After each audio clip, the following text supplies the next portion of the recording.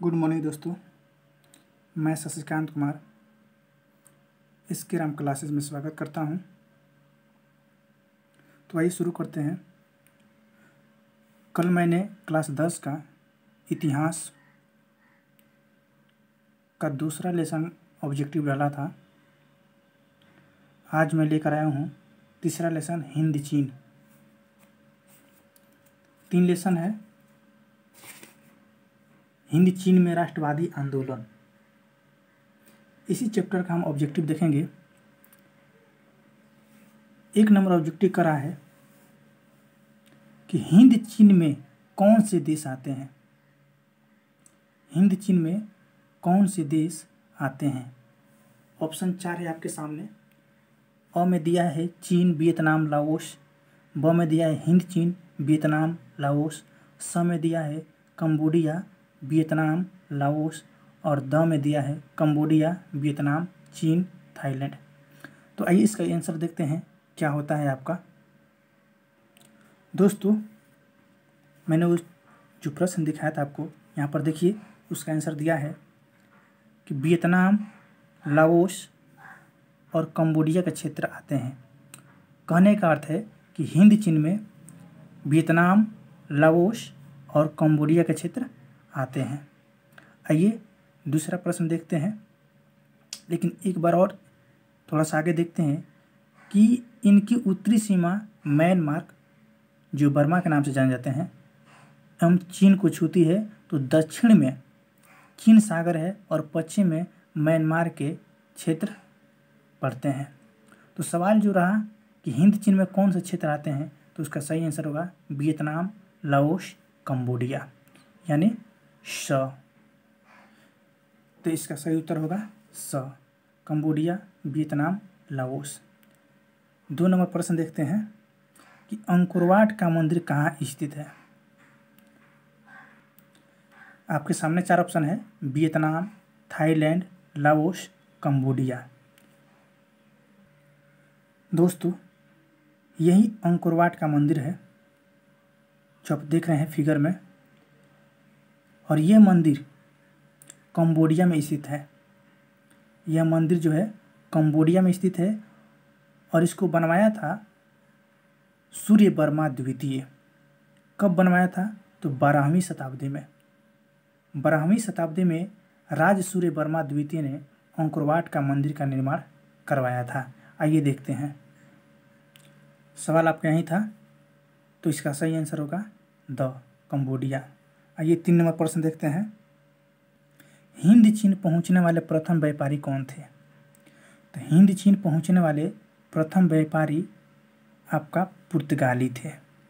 100 number option सही होगा। 4 number प्रश्न करा है दोस्तों, हिंद चीन में बसने वाले फ्रांसीसी कहे जाते थे। हिंद चीन में बसने वाले फ्रांसीसी को क्या कहते हैं? तो इसका सही आंसर होगा कोलोन।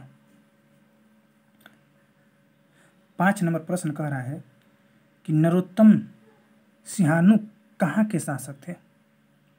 नरोत्तम सिंहानुक कहाँ के शासक थे? 4 ऑप्शन आपके सामने है, वियतनाम, लाओस, थाईलैंड, कंबोडिया। का इसका सही उत्तर होगा कंबोडिया। आइए 6 नंबर प्रश्न देखते हैं। 6 नंबर प्रश्न कह रहा है the history of the loss of Vietnam. The history of the loss of Vietnam किसने लिखा है? तो इसका सही उत्तर होगा फान बोई चाओ। The history of the loss of Vietnam फान बोई चाओ ने लिखा। 7 नंबर प्रश्न कर रहा है मार्च 1946 में फ्रांस एवं वियतनाम के बीच होने वाला समझौता किस नाम से जाना जाता है? फ्रांस और वियतनाम के बीच जो समझौता हुआ था 1946 में, वो किस नाम से जाना जाता है? तो उसको जानते हैं हनोई समझौता। इसका सही आंसर होगा हनोई समझौता। 8 नंबर प्रश्न कह रहा है किस प्रसिद्ध दार्शनिक ने एक अदालत लगाकर अमेरिका को वियतनाम युद्ध के लिए दोषी करार दिया?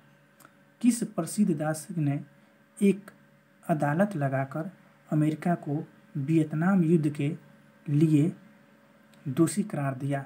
तो इसका सही उत्तर होगा रसेल। 9 नंबर प्रश्न कर रहा है, हिंद चीन क्षेत्र में अंतिम युद्ध समाप्ति के समय में अमेरिकी राष्ट्रपति कौन थे? तो इसका सही उत्तर होगा वाशिंगटन।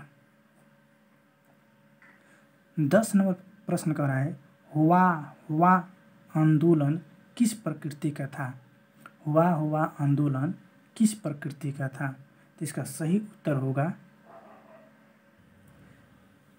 क्रांतिकारी धार्मिक। इसका सही आंसर होगा क्रांतिकारी धार्मिक। आइए इसको देख लेते हैं।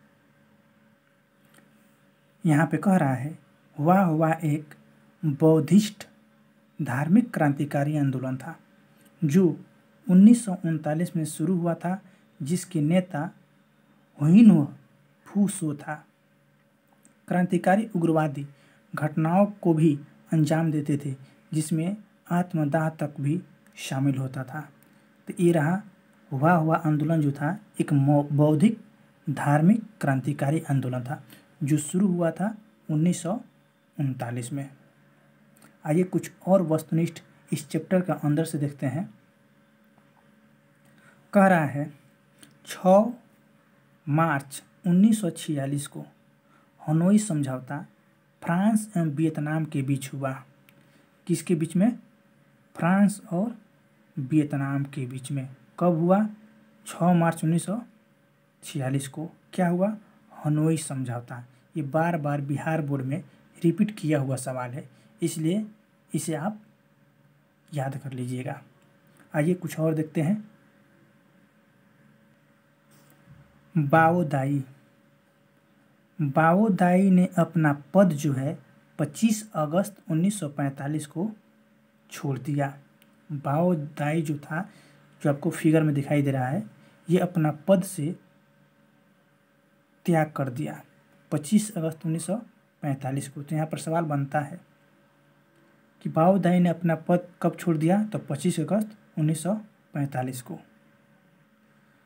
जो आपको फिगर दिखाई दे रहा है यहाँ हो चिन मिन का है। इसका फिगर क्यों दिखा रहे हैं? इसके पीछे भी कारण है। आइए कारण जानते हैं। इसके पहले एक और चीज़ जान लेते हैं। जोन गुयेन आई ने अनामी दल की स्थापना की थी। किस दल की स्थापना की थी? अनामी दल की स्थापना की थी। ये सवाल पूछता है कि अनामी दल की स्थापना किसने की थी? तो अनामी दल की स्थापना जोन गुयेन आई ने की थी। ठीक है। यह पार्टी पूर्ण रूप से मास्को के कैप्टन से प्रभावित थी। कहाँ के कैप्टन से? मास्को के। और आतंकी विचारों वाली पार्टी थी। एक और सवाल यहाँ पर बन गया, जो अनामी दल था वो कैसी विचार वाली पार्टी थी? तो आतंकी विचार वाली पार्टी थी। आइए नेक्स्ट देखते हैं। जो ऑब्जेक्टिव में हमने एक सवाल बोला था, शायद आपको याद होगा, कि the history of the loss of Vietnam.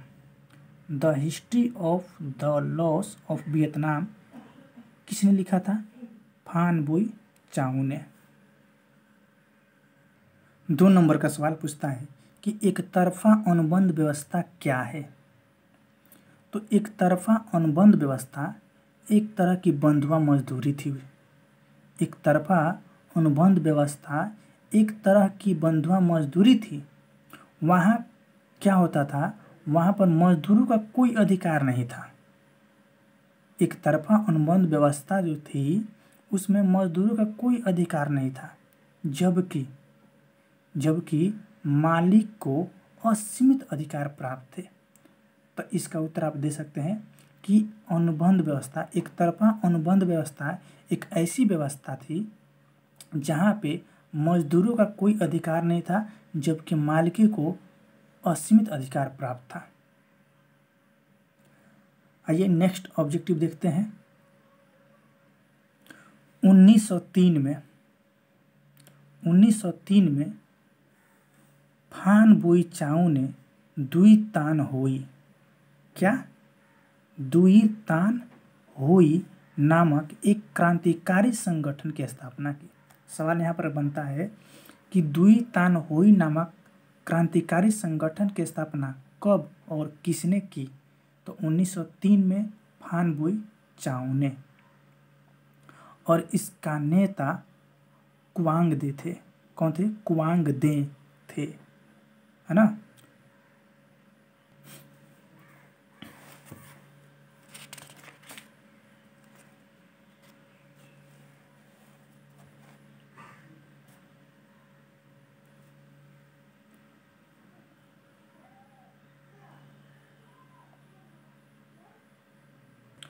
Bharat की खोज किसने किया था? वास्को डी गामा 1498 में। यहाँ पर लिखा है कि 1498 ईस्वी में वास्को डी गामा ने भारत से जुड़ने की चाह में जब समुद्री मार्ग ढूंढ निकाला तो वो पुर्तगाली ही पहले व्यापारी थे। अर्थात यहाँ पर ये निकला कि पहली व्यापारी कौन थे? पुर्तगाली थे। एक और सवाल पूछता है, कंपनियों का आगमन को सही क्रम में सजाएं। यहाँ पर दिया है सबसे पहले पुर्तगाली, उसके बाद डच, उसके बाद इंग्लैंड और उसके बाद फ्रांस। ये कंपनियों का आगमन है। एक और 2 नंबर का सवाल पूछता है दोस्तों, सबसे इम्पोर्टेंट, बिहार बोर्ड में पूछा भी है कितनी बार। क्लोन किसे कहते हैं? क्लोन किसे कहे जाते थे या किसे कहते हैं? तो हिंद चीन में बसने वाले फ्रांसीसी को क्लोन कहे जाते थे। हिंद चीन में बसने वाले फ्रांसीसी को, किसको? फ्रांसीसी को, ये फ्रांसीसी शब्द याद रखना है, को क्लोन कहे जाते थे। तो ये रहा आपका जो इम्पोर्टेंट सबसे महत्वपूर्ण ऑब्जेक्टिव रहा, उसको मैंने बताया। आप इसको याद कर लें और इसमें से ही बिहार बोर्ड में सवाल रहेगा, इसके अलावा सवाल नहीं रहेगा। अगर इस चैप्टर से सवाल पूछता है तो इतना ही में से पूछेगा, ये चैलेंज है। तो इसी के साथ समाप्त करते हैं। अगला वीडियो लेकर आएंगे कल, भारत में राष्ट्रवाद। तो वीडियो पसंद आई हो तो लाइक कीजिए और मेरे चैनल को सब्सक्राइब कीजिए, और ज़्यादा से ज़्यादा जो छात्र, जो दोस्त आपके पास, आपके पड़ोस में बिहार बोर्ड की तैयारी कर रहे हैं, उनके पास शेयर कीजिए। जय हिंद।